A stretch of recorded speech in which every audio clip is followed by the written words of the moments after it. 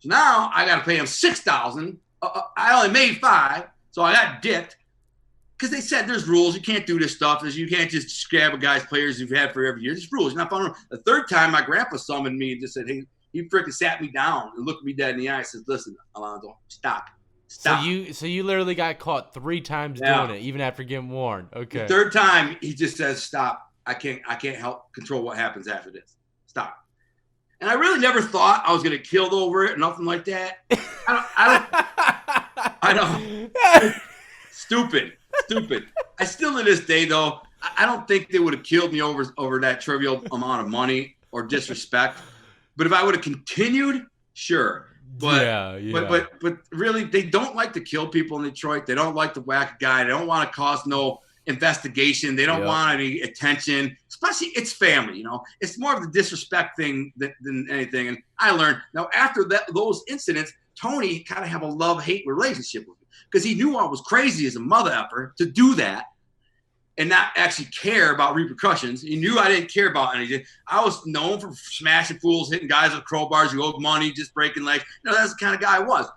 Not proud of it. Not proud of it in any way. I'm not condoning it. I mean, it was a horrible way to live. The truth was, I was a lazy individual. I'd rather freaking go crack somebody in the head with a crowbar who owed money to a bookie for $200 than to go to work a job because I was a freaking loser. I think that's all it boils down to. Even with my side of life, I was just lazy. I wanted the fast money. I wanted the easy money, man. That's it. I can agree with you on that 100%. I couldn't bring myself to get a job, man. Every time I worked a normal job, I just freaking hated it so bad. So it turned into a nightmare. So that basically one thing led to another. And this is where it gets more interesting, where more people might be able to relate a little bit, is that towards the end, believe it or not, I was trying to play pro football. So I was really good, super athlete. I played 2 years semi-pro in New York. I was on the run in New York City. Damn. Yeah, for a couple of years, I was on the run in New York City from a federal ATF indictment for this big gun thing. I extorted some guy out of a big gun collection. And then he freaking threatened to said I did this. And then our family was on basically squeezing him into not testifying against me. And they did. Eventually, he dismissed it, said he made it all up. While I was on the run for 3 years in New York, I played 2 seasons of semi-pro football for a really big semi-pro organization called the Kings County Timberwolves, which actually was like a farm team for NFL Europe and even NFL. So my coach. While you're on the run. Yeah, while I was on the run. It's crazy. That's crazy. Yeah. It is crazy. Yeah. Yeah. And so I'm sure I used a fake name because I used an alias under the whole time I was in New York. But so I had a really good. But what about the time that my family got that indictment thrown out was about the time that I was like approached by my coach and says, "Listen, there's some scouts. They're interested in you.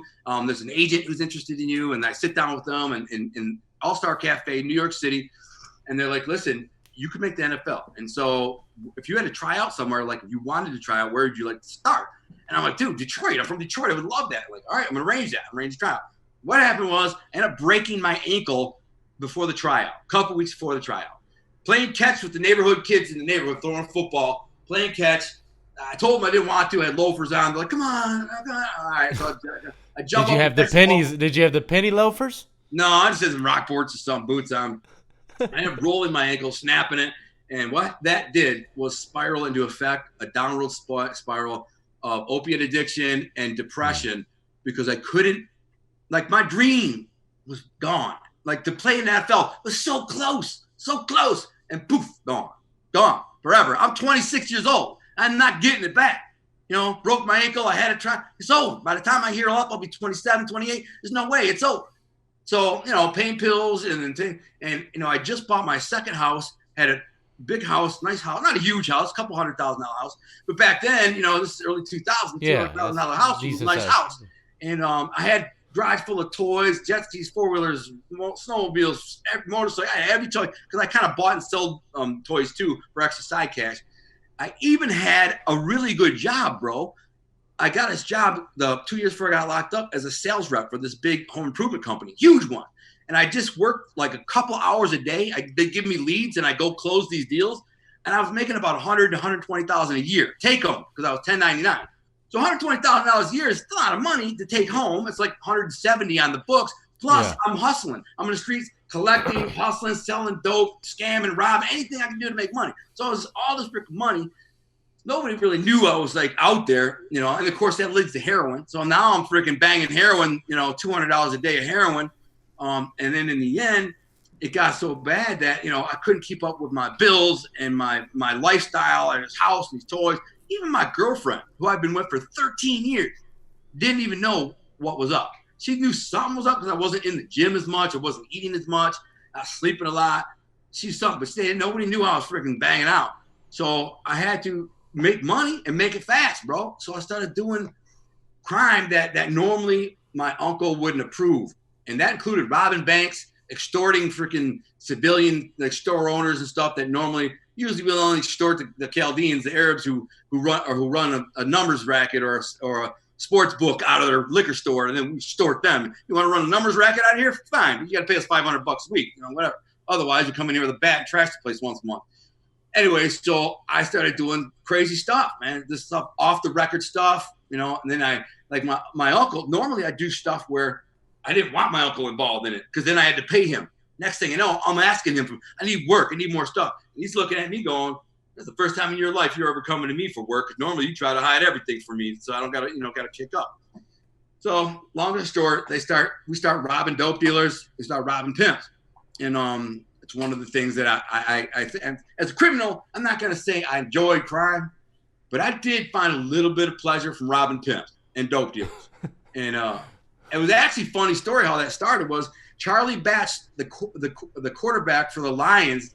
I made friends with this guy who was a long snap center for the Lions, and he invited me to Charlie Batch's birthday party. And on the way back from his birthday party, first time ever in my life, my wife's in the room, I don't want to hear this. The first time ever in my life, I decided to get a hooker. I don't know why. I've never done a hooker.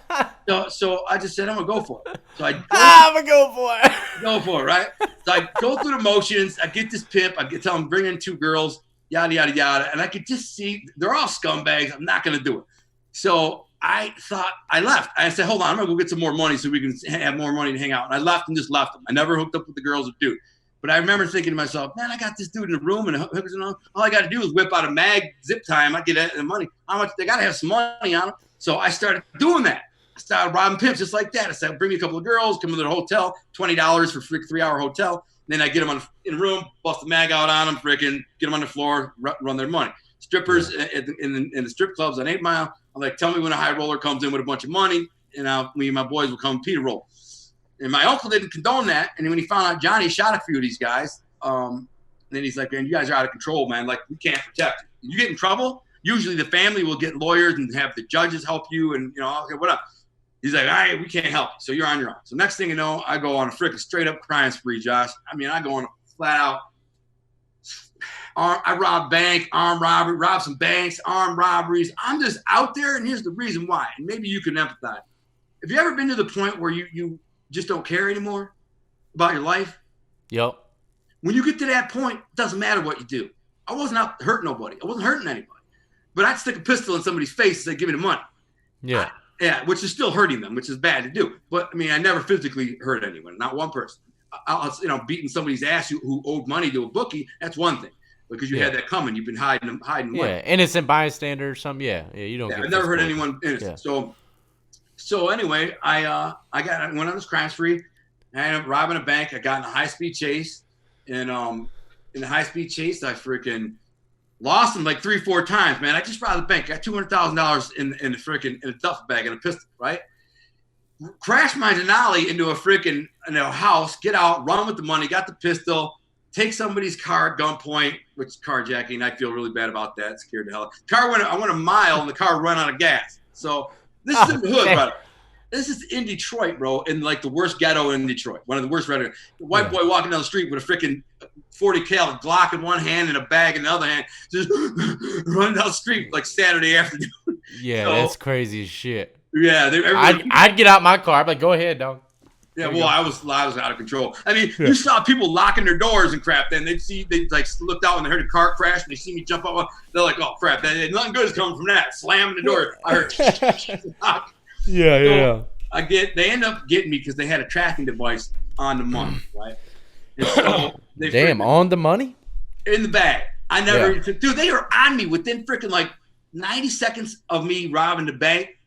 They were on me. I got on the E-way. I'm driving on the E-way. I look over. I see a black unmarked Fed car, and I know it's me. And as soon as I pass, I just, woo, and all of a sudden I look, and behind me, and there's like 4 cops. I got in a freaking high-speed chase. It was nuts.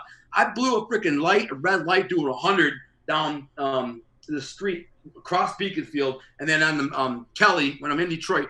Once I lost them, I'm like, I'm good. I went to the liquor store and bought a blunt, bro. Started breaking up a freaking blunt to freaking roll up and smoke a blunt. My God, you thought you were in the clear for sure. Yeah, you thought you were good. Bag next to me. I remember opening it up, looking at a couple knots, and I said to myself, "Now that's what I'm talking about. Bam, I'll be good for about a year. I ain't got to do nothing." So, yeah. So then all of a sudden I heard a cop car coming. I'm like, I don't even wait. I stomp on the gas, then bust out of the gas station and like hit sideways on the car. Bam! Slam off them. They get me. Eventually I get away, and then I get out and run, and they get me. 6 black cops, believe it or not. 6 cops freaking run up. One runs up to me like he's Ray Lewis, comes running at me. He tries to tackle me, but I duck him. He goes right by. Then he gets up, tries to tackle me again. So I grab him and body slam him. Bam! I said, relax, bro. Freaking gave up, man. I'm out of breath. He said, and then all of a sudden I heard him saying, why didn't you shoot, white boy? Why don't you shoot? I'm like, they wanted me to shoot my gun. I'm like, nah, they were notorious for killing fools, So then they cuffed me and beat my ass for like 10 minutes, bro. I had to go to the hospital and get a full body CAT scan, stitches. I was black and blue, head to toe, black and blue, bro. Blood all over me, just leaking. Dope sick, knowing I'm facing forever in prison, and they just stomped me out for no reason. No, it is what it is. No. So off I go to prison. They ended up giving me, I copped out. I had 17 capital charges that carried life, and I couldn't beat them. So, I mean, I did the best I could on the lawyer. I didn't get a lawyer for the extortion case in another county, thinking they were just going to run it concurrent, and it's not even going to be a big deal. Well, that was a mistake, because I was supposed to get 9.5 years. They said concurrent based on the guidelines. So I went to go sit sentencing there. When I got sentenced, they're like, oh, sorry, we made a mistake in your guidelines. You're not getting freaking 9.5 years, but you're getting 13 years. And I'm like, 13 to 50 years. I'm like, what? And he said, oh, yeah, we made a mistake on the guidelines. Nice of you to tell me. It's like, well, take it up with appeals. So I appealed it for 5 years straight. Didn't matter. I went all the way to every Supreme Court. They didn't care. You're screwed. They stole 3.5 years of my life. So I got 13 years, 13 to 50 years. I did 13.3 years, and prison, but no fun, man. Ask me about prison. Holy shit, ladies and gentlemen. That was one hell of a ride. Yeah. Then I get to prison, though. Now, here's the interesting part is, so I get to prison, and you all know prison. Everybody watching knows prison. I'm not a gang kind of guy. I won't join a gang. I don't need a gang. You know what I'm saying? I'd rather get my ass beat by a bunch of dudes than freaking join a gang. I felt honored in walking the yard alone. And I also said the first guy who cuts into me about sex, pressing me for money, anything, I'm going to break his jaw and deal with the consequences later. And this is how I roll. Maybe it's because I carried myself like that. I didn't act like a tough guy. I just act like my normal self, stuck to myself. But nobody ever tried me, not once in 13 years. Some of it, my reputation from the streets kind of followed behind me because people who knew me would say this, that. And like I get to a joint right away, guys who knew me and from the streets are kind of connected to the gang guys. They'd say, that guy, this is him, this is what he is, what he's about, this is who he is.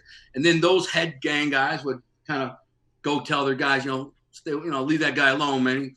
He'll call home and have somebody freaking, put a bullet in your mama or something. That's basically the thing of what? I'm not going to freaking mess with you here. I'm going to send word home, and then somebody's going to burn down your brother's house, and you're going to have a real bad call one day. You know what I'm saying? So I don't want to do that. Just leave me alone. So all I did was stay to myself. I watched all this gang stuff unfold, and I watched all these tough guys, and I understand some guys need it. Some guys love it. Sometimes want the game. They like to be part of something. It's part of who they are, and that's what they love, and it's what they do. It's how they do their bit. But a lot of guys, and I'm sure you agree, will join a gang simply because they're scared. They want strength in numbers. They want to be part of something. They want someone to have their back. That wasn't me. So what I did was focus on writing my books. So this is a crazy part. When I was in the hole, so I was fighting my case in the county jail. I got in a fight not really a fight. I just freaking caved some dude's face in. And one shot, he stole a pie out of my 2 pies out of my box when I was in church. Hell no! Don't touch them pies. Man, not the freaking pies, bro. So I found out who it was. I went in there, confronted him. He kind of got tough, so I just was freaking wham! I caved him in, just full caved him. He had to go. I had to pay $700 restitution for the ambulance ride, but they didn't charge me for the surgery for fixing his orbital socket. Thank God. So anyway, I went to the hole, and when I was in the hole, I got freaking into it with the cops. And I ended up getting jumped by the cops coming back from court. And they tasered me and freaking handcuffed me, tased me, beat my ass. And then they called me what's called a level 9, where I never leave the hole. As long as I'm in that jail, I'm in level 9. Level 9, I know. And never heard that. I know. Level of my life. I know, me neither. It's crazy. And when I go to court, I get my own cell, transport cell, my own wagon, my own transport vehicle. And when I get to the court, my own cell there. I'm always alone because I'm dangerous. It gets dangerous, whatever. So when I was in the hole for 17 months, bro, I was reading books, a lot of books. And I mean, I was always a big reader, which is the weird thing about my life is that I was a big reader before prison. These old mob guys would see me all the time, and they'd see me reading a book, you know, and they're like, what are you doing, Alonzo? You reading a book? I said, yeah, I like to read. Kind of weird, but whatever. I like to read. So in the hole, I'm reading all these books, and I'm thinking to myself, most of these books are bullshit, man. They're like not that good. They're okay. There's parts of them that are good. They could be better. I could do so much better. And then I said, you know what? I'm going to start writing. I didn't have the materials, so I'd sit there for months in my cell, come up with these plots and these characters and these conflicts and these resolutions in my mind. And I wrote 3 novels in my brain when I was in the hole for 17 months. So when I got to prison, I got out of prison, I got out of quarantine, I went and got paper and pen, I started writing, bro. And my first book was about guys, these 2 young guys from Detroit. One makes it to the NFL, one ends in prison. It's crazy. It's a sports drama kind of thing. Yeah. And then one was a Vietnam book, and then it just kept writing and writing. And so over the next 13 years, I wrote 9 novels. And so at one point, my wife comes into my life. I don't know, anyone who doesn't know about me, they'll find this interesting. My boy starts a Facebook page for me in about 2010. I don't even know what it is. So people can connect with me from the old neighborhood. I've been locked up like 6 years, 7 years. And my wife sees on Facebook that I'm a writer, I'm a Christian. We went to the high school together, but I never knew who she was. All she knew about me was that I was a bad guy. I sold drugs. Allegedly, it was tied to the mafia, blah, blah, blah. That's all she knew. But, you know, she said, I'll write him. Maybe you could, you know, she was, I don't know, God moved her to write me. She said, oh, she worked for a publisher too. So she wrote me and said, maybe, you know, I can help you with your book. I work for a publisher. I've been publishing for 10 years. I know all these people. Send me the manuscript. So I had my boy turn it into a PDF, To Be a King, which is the Mafia one. Only 2 of my books are Mafia genre. He sent it to her, and keep in mind, my wife is a book reading machine. She's read thousands and thousands of books. She had a literary scholarship in high school, worked at the bookstore in high school, and she's just reads. All she does is read. She's been reading since 4 years old. She read the whole Little House of Prairie series by age 4. So to give you an idea, she reads my big book. Series. Yeah, she's crazy. She's super smart. She writes me and says, I can't believe that you wrote this book, man. She's like, you're a freaking unicorn. She's like, in publishing, awesome. You have sometimes good writers, but the stories aren't that great. Sometimes you have great stories, but the writing's not that great. But every once in a while, you have the unicorn is both. She's like, you're the unicorn, dude. You're freaking the next John Grisham. And that's the unicorns are the ones that make that money too, because they don't need the other half. You know what I mean? Oh, exactly. Yeah. So I had a Fortune 200 CEO named Matt Simoncini, the CEO of Lear Corporation, read both my books on his private jet when he was in Europe on business. After reading all 1,100 pages, that's the 2 books together, 1,100 pages, in 3 days, he came back, asked to meet me for lunch, met me for lunch, and looked me in the eye and says, Gunnar, you're the best writer in the world nobody knows about. And I said, well, I'm working on that. Thanks, you know. Then he let me drive his Ferrari. Yeah, he actually let me drive his Ferrari while he Facebook Lived it. Did you ask him to drive, or did he say, hey, you want to drive it? No, I said, damn, dude, you got a Ferrari? Because we walked out together. I said, that's your Ferrari? He's like, yeah. I'm like, damn, that's on my bucket list to drive one. He holds the keys up. Oh, that's like one of my moves. Yeah, he holds the keys up. I was like, snatch. And he just got it. You got to open that window somehow, man. You got to open it up somehow. Right, you know? exactly, man. So I knew what I was doing. So he had never even burned the tires on it yet. And dude, I wasn't even out of the parking lot. I'm like, he's like kind of looking nervous. I said, "What's wrong, man? You ain't never broke tires in this yet?" He's like, "Nope." I said, "Oh my god." Guess I was the first. Anyway, that's to give you an idea, the caliber of the book. That guy did tell me that, and I've heard so many. If you look at my reviews on Amazon for my books, To Be a King, Volume 1 and 2, I have all 5-star reviews, and both my books have perfect 5-star reviews. Volume 1 has like 99%, and Volume 2 is 100%, and a lot of them. You know, I have more reviews and better reviews than some of John Grisham's like recent book. I mean, I should be freaking like a world famous bestseller, you know. It makes you wonder, huh? Like, yeah. Why not? I haven't cracked into the mainstream the way that I need to, but I have another novel coming out this year, which is about 2 cocaine kingpins. These 2 big cocaine. It's kind of like if you imagine the movies Blow and Goodfellas kind of clashing, and that's kind of how it is. But it's a good story, really good story. What I specialize in writing is very big stories, very big characters, very big plots, very big, and then at the end, when you get to the end, all these little pieces of the puzzle, and all of a sudden they all fit together at once, and then you're like, "What the? You can't believe what just happened. That you didn't see that coming. You can't believe like something that happened in chapter 1, 1,000 pages ago, suddenly fits right into the freaking last chapter, and then it all makes sense, and it makes your like picture perfectly clear. Those are the best movies too. Yeah, exactly. So that's kind of how I write, and that's how I try to write, and then. Plus, I own Art Thing Apparel. And by the way, I wanted to talk about my shirt. This shirt right here is the cover of my book, which is, if you look in the back, somebody painted this by hand in prison. All right, this guy was an outlaw biker, and he was the head of the outlaw bikers. He was locked in the hall across the hall from me, and I asked him to paint this because he was a painter. I knew he could paint. Asked me to paint me this cover of my book so I could walk out. So when I walked out of prison, I had some khaki shorts and I had this shirt. And because for your show, I decided to wear it just in honor of the prison show. It's not a bad picture either, man. It's pretty damn dope. I know, it's dope. I love silhouette images. I do a lot of silhouette images on my surf art, so yeah, I like it a lot. The cover of my book, so you can kind of see, dude did good, yeah, he did real good, dude. Yeah, he nailed it. And yeah, so, he did excellent. The thing is, I own an apparel line called Art Thing Apparel. I'm gonna send you one of these shirts just like this. So we have. Yeah, I'll definitely rock one, yeah, man. So, what city do you want on the back of yours? Because we do every city individually. Like, so whatever city you're from, we'll have this on our logo, our thing, and then. So, what city do you want?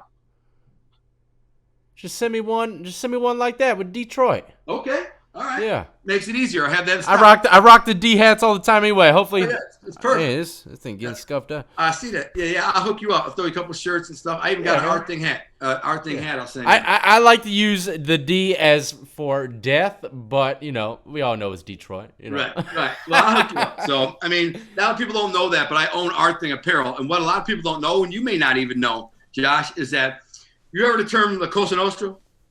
Yeah. Okay, La Cosa Nostra is the Italian word for our thing. Yeah. And that's why all of our clothes have art, like, there's our logo, Art Thing Apparel, but every shirt says Art Thing in the back. But it doesn't matter, because if you're from Detroit, you don't even have to know about the whole mob thing. You know what I'm saying? You don't have to know about La Cosa Nostra. If you're just walking down the street and you see Detroit Art Thing, you're like, oh yeah, it's Art Thing. There's a company called Made in Detroit. It's owned by Kid Rock. It's a $100 million company.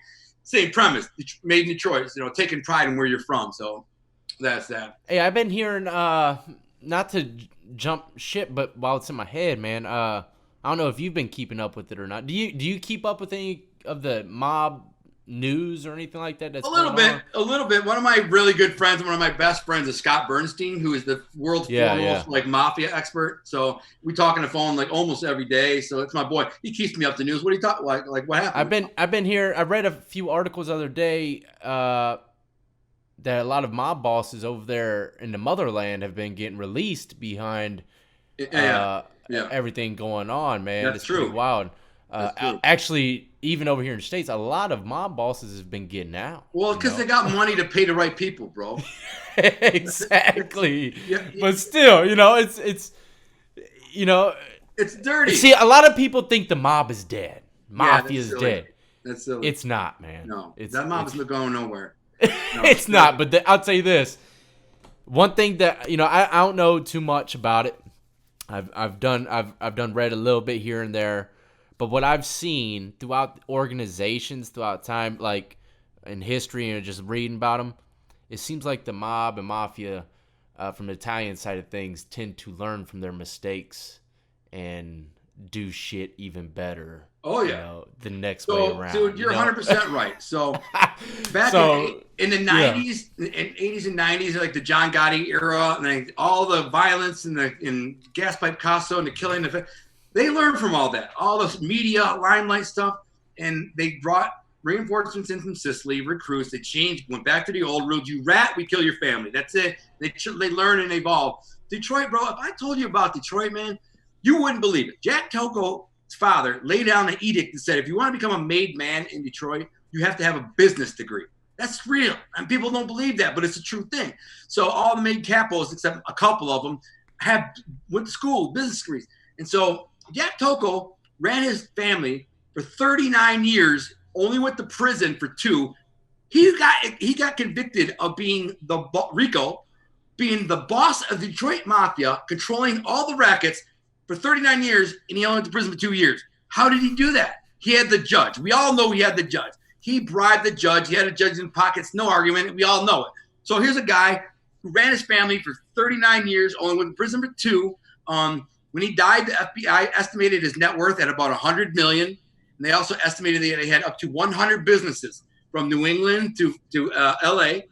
He's had 9 kids. They're all set up for generations.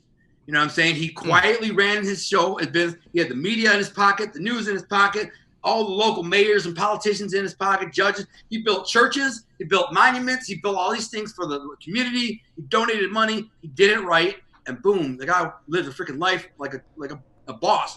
And just recently, it was in the news because the last remaining tie to, if you go to Gangster Report, which is Scott Bernstein's website, the last remaining tie to the inauguration of Jack Toko was this guy named Ruggiero. He died of COVID. He just died of COVID. He was like 83 years old, died of COVID. Oh, I think I read about that, man. You might have. Scott covered it. So he showed this famous picture of the feds snuck into this inauguration ceremony where Jack the Don, the Godfather, was being named the Godfather, and they were all walking around kissing him. And this freaking Fed stuck a camera over the freaking fence and got him. Oh shit! Yeah, they got it, man. It's the most famous picture, and they say that's probably the most like sacred cow picture in the history of all federal and mafia thing. Like nothing ever has been got. They never got like a snap of an intimate ceremony like that. It was crazy. And Scott got the picture because he's got all these sources from the feds. He's a big time journalist. But anyways, yeah. They ain't going nowhere, man. They're still out there doing what they do very quietly. In Detroit, it's very quietly, but Chicago is rebuilt. New York is rebuilding. They ain't going nowhere. You got guys who can make money all the time coming up. Young hoods, they start young hoods. They start getting trained by older guys who have more wisdom and start teaching them how to make money less and less violent, more and more, Less and less violent. I swear that is key, ladies and gentlemen. That is key. That's key. The violence brings the radar. Violence exactly. brings the radar. That's the reason why when I was young that I never rose above just basic street soldier, because I tended to lean towards violence. I didn't care. But listen, I'm going to be honest, John. I never wanted to be in the mob. I never wanted to be part of the mob. I never cared about none of that. To me, they were a bunch of old freaking dagos, my old frumpy uncles. I didn't care about none of that. I just wanted to make money and have fun. I wanted to mac hoes, make money, have fun. None of that mob crap meant nothing to me. Now, when I got older, and I was in my middle 20s and stuff, I kind of regretted not getting in with some of these old dons, and really getting to know them so I could be part of their businesses and their plans and their operations. And I could have been a millionaire right now and have a big house and whatever. Maybe been to prison, maybe not. But I did 13 years for being a lunatic. So, I mean, you lost regardless. So, Exactly. Lost regardless. Well, look, Gunner, man, I'm thoroughly enjoying this. I probably have spoken less on this one than any other one, and you got good stories, man. You really do. I would like to have you on for part 2, 3, 4, 5. I'm sure you got plenty of stories, but you also got your own channel as well, and that's another thing. I don't like people telling, oh, they're great. stories on my channel, man. Go ahead and tell the people where they can find you, man. I know some people are gonna follow up and subscribe to your channel, man, for sure. So you can find me on YouTube at Gunner Detroit, and I have 2 shows. One is called My Thing, Tales of a Reformed Gangster, where I just kind of share stories and stuff. I do have guests on, by the way. I'm gonna have you on. Pretty good guests. I've had some big actors on, some like big shot gangsters. I'm gonna have some more actors right now. And so I actually have a really big shot attorney, like super lawyer coming on, like the one who put Jack Kevorkian away. So it's interesting guy, represents huge dope dealers. But anyway, yeah. So Gunner Detroit, you can see that. And my other show is called Off the Cuffs, which is different. This is about me and my wife went and lived off the grid for 6 months, and no electricity, no running water. And we chronicled the whole thing. It was this crazy adventure where we just went fishing and four-wheeling and camping and just out there just living life, man. We wanted to get away from society and social media and all the I don't know, distractions from the real world. So we just went, did it, man. Went and lived out in the woods for 6 months. So it's pretty cool. The show's called Off the Cuffs. When you go there, make sure to check that one out. You might like it. And then, so my social media is just Gunner Detroit is on Instagram, and I post some pictures and stuff there. My Facebook page is author Gunner Allen Lindblom, because my personal page is kind of maxed out, but you can go to author Gunner Allen Lindblom. I post some cool stuff there, but follow me at Gunner Detroit YouTube. I got good stuff there. And bro, I'm definitely going to come back, because while I was talking, I thought of like 12 good stories for you. I do that all the time, man. I do it all the time, but I always forget them. Yeah, no, I'll share. I always forget them. You know, and yeah, man, you know, you're more than welcome. And ladies and gentlemen, all the stuff that he named, I'll leave it pinned in the comment section, description of the video, as always.